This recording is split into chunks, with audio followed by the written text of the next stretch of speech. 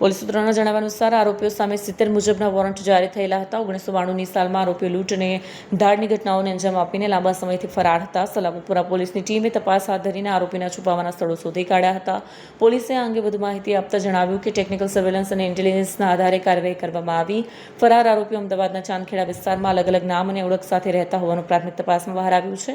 હાલ પોલીસે બંને આરોપીઓને કસ્ટડીમાં લઈને વધુ પૂછપરછ હાથ ધરી છે.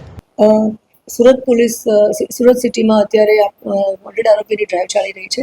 70 મુજબના જે વોરંટ ઇસ્યુ થયા છે એમને પકડવાની પણ એક ડ્રાઈવ પોલીસ કમિશનર શ્રીએ સુરત સિટી શહેરનાઓએ આપેલી છે.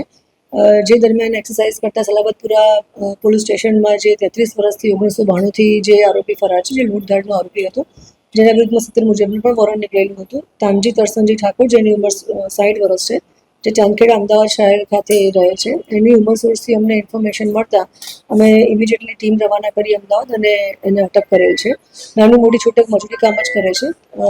અને આ સિવાય બીજા 2 આરોપી છે જેના 70 મુજબના વોરંટ નીકળેલા હતા. જયંતિભાઈ ઈશ્વરભાઈ પટેલ, જેની ઉંમર 63 વર્ષ છે અને જે મૂળ મહેસાણાના રહેવાસી છે. દિનેશભાઈ ઈશ્વરભાઈ પટેલ, જેની ઉંમર 66 વર્ષ છે અને એ પણ મહેસાણાના રહેવાસી છે. આ લોકોને પણ 70 મુજબનું વોરંટ હતું અને એક્સરસાઇઝ કરતા અમને લીડ મળી કે અત્યારે ડિંડોલી વિસ્તારમાં સુરત સિટીમાં જ રહે છે.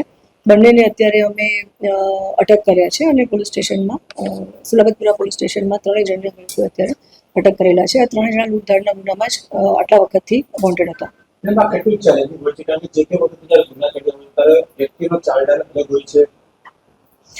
જનરલી આટલા વર્ષ જૂના જેટલા પણ આરોપીઓ છે એમનું ફેસ રેકગ્નાઇઝેશન કરવું એ પણ એક ચેલેન્જીસ પોલીસ માટે રહે છે. ઘણી વખત એડ્રેસ પણ બદલાઈ જતા હોય છે.